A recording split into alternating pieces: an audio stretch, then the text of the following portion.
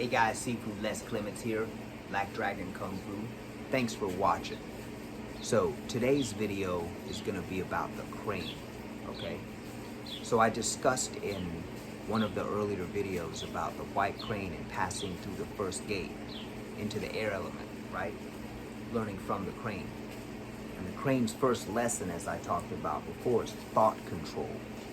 So we want to be able to keep our thoughts under control, which means focusing on the breath.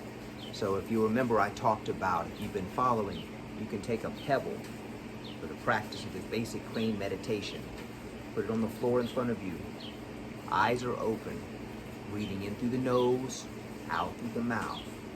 The tip of the tongue is going to be on the roof of the mouth, behind the two front teeth. This is very important. I can go into this later. All right, so with this going on, the eyes are open. You want to focus on this pebble in a quiet place where you won't be disturbed. In through the nose, out through the mouth. Now the pebble is simply just a focal point. The object itself is irrelevant. So we want to get in the pattern of focusing on the breath so that the thoughts will stop coming in. So the objective at first is to train the mind to be still. So when the thoughts come, interruptions, you have to say thinking, back to the breath, right back to the breath. Whatever you catch yourself thinking, you say thinking, back to the breath. This is an old Tibetan meditation. It's very important, and the Tibetans are really big into crane.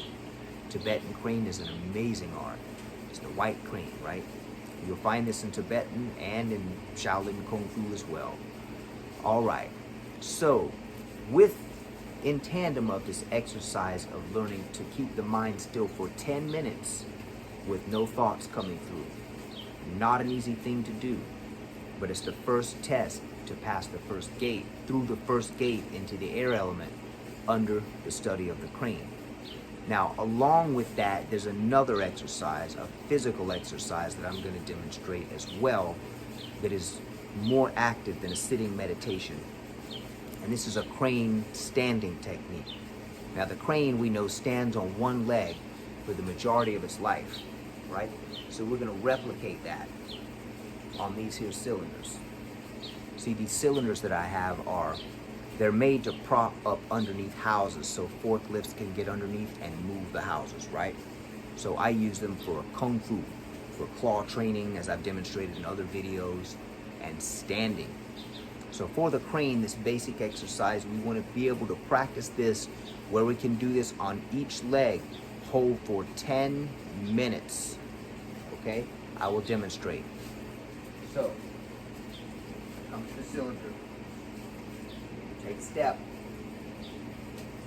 find our balance, hands come across, knee is up.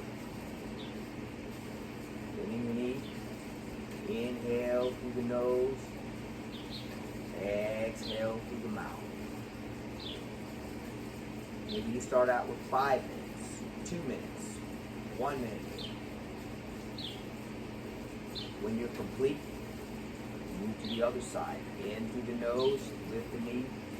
Nice and easy, bend. Exhale. In through the nose. Out through the mouth. In.